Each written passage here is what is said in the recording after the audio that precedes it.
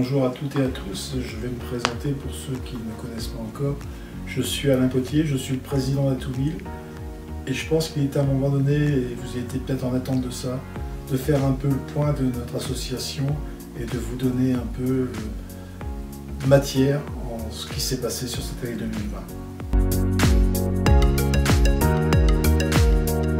Alors voilà, comme je vous l'avais dit l'année dernière, on avait fait une première assemblée générale à distance en espérant que le Covid nous laisse tranquille un peu, et puis je vous avais promis de revenir à la normale le plus rapidement possible. Malheureusement, le contexte fait qu'on ne peut pas le faire, donc on va repartir cette année encore sur une assemblée générale à distance. Vous allez recevoir, comme l'année dernière, les documents qui vont vous permettre de prendre vos décisions et de voter pour cette assemblée générale.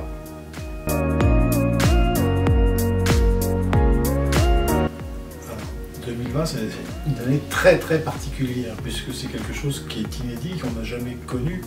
La problématique d'avoir une pandémie comme ça, même au niveau mondial, c'est vraiment une première. Alors, en tant que président, c'est compliqué parce qu'on essaye de maîtriser à chaque fois les choses, de programmer les choses. Et là, le 13 mars, il nous est tombé une injonction, je dirais, gouvernementale de fermer toutes les structures. Donc ça, c'est quelque chose que j'avais, depuis maintenant que je suis à Atouville, que j'avais jamais connu. Et là, une obligation de fermer toutes les structures, ça a été quelque chose qui a été très dur à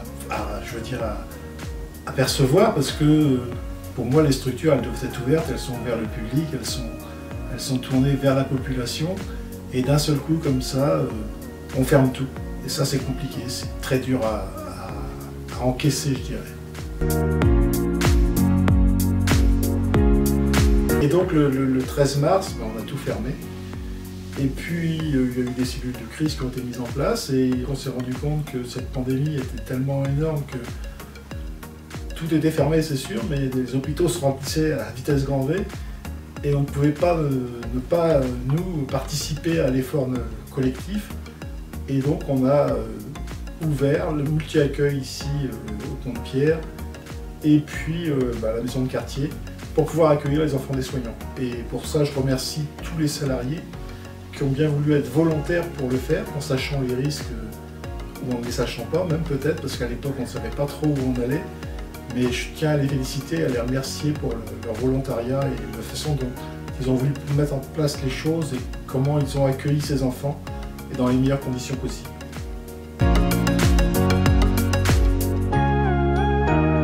Au niveau associatif, ce qui a été important, donc la fermeture le 13 mars, après une réouverture pour les personnes, pour les soignants, et surtout après l'autorisation le 11 mai de réouvrir pour les enfants, puisque l'école a repris. Et là, c'était un peu plus compliqué pour nous, parce qu'il a fallu remettre les choses en place, ne pas recevoir les adultes, recevoir les enfants, c'était un peu gérer les incompréhensions des uns et des autres, pourquoi on peut accueillir les enfants, pourquoi on ne peut pas accueillir les adultes. Donc, tout ça, c'est des choses qu'il a fallu gérer. Et puis après, décision faite de maintenir les centres aérés d'été, donc aussi pour aider les familles. Commencer à pouvoir accueillir des adultes dans des conditions qui étaient restreintes sanitairement, donc avec des groupes constitués. Ça, c'est des choses qui ont été aussi impactantes sur l'année 2020. Et puis après, deuxième confinement. Alors là, on s'est retrouvé on est revenu en arrière sur tout ce qu'on avait fait à partir du 19 mars. Donc on a recontinué à fermer toutes les structures, accueillir uniquement les enfants des soignants. Et ça aussi, ça a été compliqué. On a dû en plus, en fonction des règles sanitaires qui nous arrivaient, décidées par le gouvernement, à chaque fois nous adapter pour pouvoir accueillir dans les meilleures conditions possibles les enfants, les adultes, pour permettre aux familles gravelinoises d'avoir encore un moyen pour certains de garde. Donc toujours dans ces contraintes sanitaires, forcément, on a toujours respecté ces contraintes sanitaires, mais il fallait aussi pouvoir apporter une aide et un appui à ces familles ou à ces personnes isolées. Donc ça a été un peu la fonction d'Atouville pendant cette période de Covid. C'est-à-dire, c'est continuer à répondre aux sollicitations et aux besoins des habitants. Alors il y a eu plein de choses qui ont été mises en place, notamment notre page Facebook qui a été très vue et très utilisée avec beaucoup d'apports, beaucoup de tutos, de comptes, de choses comme ça qui ont été mises en place pour échanger avec les gens. Il y a eu des coups de téléphone qui ont été passés vers les personnes isolées. On a aussi mis des brigades en place qui ont été sur le terrain pour rencontrer les gens quand on pouvait le faire, quand on pouvait encore le faire, parce qu'il y a des choses qui ont évolué. Donc tout ça, c'est des choses qui ont été mises en place pour continuer à garder ce lien. Voilà, l'important c'était ça, c'est d'avoir ce lien avec la population. Et c'est ce qu'on a essayé de continuer à mettre en œuvre pendant toute cette année 2020. Alors c'est compliqué, je vous l'assure, mais sans la volonté et le savoir-faire de nos salariés, c'est quelque chose qu'on n'aurait peut-être pas pu mettre en place. Après, je remercie aussi les bénévoles qui ont pu mettre en place des activités dans certaines structures et qui ont fait en sorte que on puisse faire du jardinage ensemble, qu'on puisse faire plein de choses, tout en restant connectés. Alors, c'est pas les centres sociaux connectés, mais c'est la connexion humaine et c'est aussi important. Ne pas recevoir les adultes, ça a été quelque chose qui nous a un peu dérangé dans notre mode de fonctionnement, parce que c'est pas ce qu'on est habitué à faire. Par rapport aux valeurs des centres sociaux, c'est sûr que le fonctionnement qu'on a pu avoir pendant cette année, ça a été compliqué, puisque on est sur le partage, on est sur l'échange, et tout ça, ça a été rompu. On n'a pas pu accueillir les gens, on n'a pas pu dialoguer avec les gens en direct.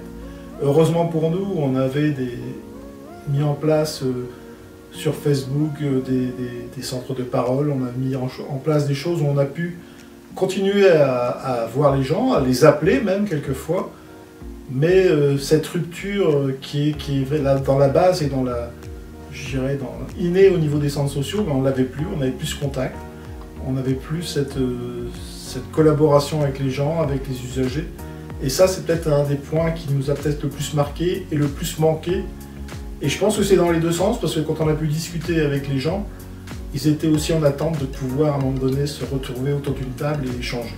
Et le fait d'avoir eu cette pandémie, ce Covid qui nous est arrivé, on a dû se réinventer. On a dû réinventer des façons de travailler, on a dû réinventer des façons de communiquer avec les gens. Et ça a montré aussi la capacité d'ouverture d'esprit des salariés et des équipes en général de faire en sorte que, oui, on n'est plus comme avant, mais on va continuer à faire ce qu'on sait faire et notre contact humain et notre lien, tout ça, c'est des choses qui sont intégrées dans les valeurs des centres sociaux. Et ils ont continué à le faire en inventant de nouvelles façons de le faire.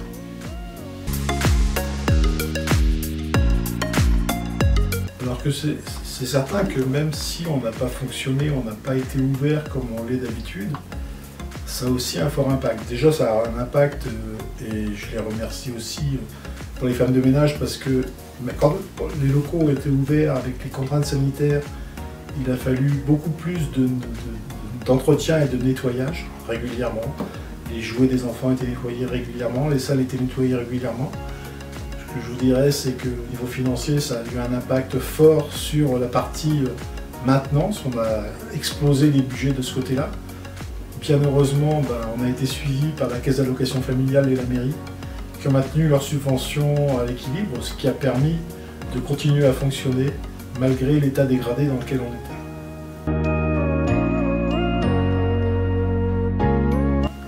Cette crise du Covid a eu aussi des incidences fortes sur la gouvernance de notre association, puisque jusqu'au mois de mars, on a fonctionné normalement, donc il n'y avait pas de souci.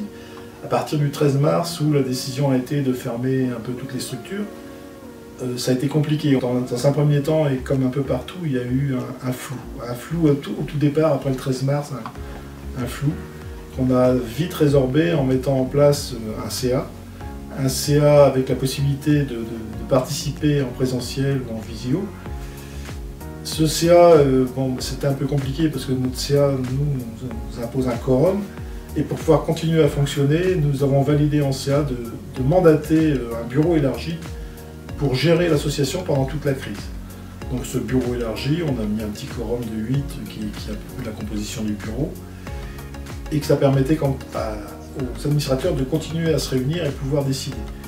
Nous avons pris aussi la décision dans ce bureau élargi de mettre sur le tapis, donc tous les mois, puisqu'on se réunit tous les mois, de mettre sur le tapis un point Covid, c'est-à-dire qu'est-ce que aujourd'hui le gouvernement nous autorise à faire ou ne pas faire, et qu'est-ce que l'association s'autorise à faire ou ne pas faire en fonction des problèmes sanitaires. L'événement le plus marquant de 2020, c'est forcément le Covid, ça c'est sûr, c'est quelque chose qui nous impacte tous. Mais ce qui m'aura touché personnellement, et je pense qu'il aura touché aussi l'association, c'était au mois de décembre 2020, c'était la perte de notre secrétaire qui malheureusement est décédé. C'est le décès d'un ami, alors d'un ami proche, d'un ami qui était aussi secrétaire de l'association, et je pense que ça nous a tous marqués, c'est le décès de Jacques Duprier. 2020 est passé, 2021 va commencer. Même si on se projette jusqu'à 2022, je pense qu'on ne fonctionnera plus comme on a pu fonctionner par le passé, parce qu'on a appris des choses nouvelles, on a appris des façons de faire nouvelles. Le Covid, même si ça a été quelque chose de préjudiciable pour tout le monde, ça a peut-être aussi changé, ça n'a sûrement pas changé nos valeurs déjà dans un premier temps, mais ça a sûrement changé des façons de voir les choses et des façons de vouloir faire les choses. Et je pense que le centre social que vous connaîtrez en 2022, ce sera une synthèse de ce qu'il y avait en 2019 sûrement, mais avec toutes les améliorations qu'on aura pu apporter dans ces 2 années charnières et critiques de 2020 et 2021. En espérant qu'on puisse, dès l'année prochaine, se voir en assemblée générale en présentiel, en espérant que tout ça sera loin derrière nous, qu'on sera tous vaccinés et qu'on pourra à nouveau fonctionner comme on fonctionnait par le passé. Je vous souhaite donc à toutes et à tous, dans cette période difficile, de continuer à respecter les gestes barrières parce qu'on n'en est pas encore sorti, à vous faire vacciner dès que vous en aurez l'occasion et que vous serez dans les critères. Et c'est quand on aura réussi tout ça, je pense qu'on pourra de nouveau revenir à ce qu'on a connu depuis 2019. Portez-vous bien, prenez soin de vous, respectez les gestes barrières et j'espère dès 2021 en présentiel qu'on puisse à nouveau se rencontrer et pouvoir échanger.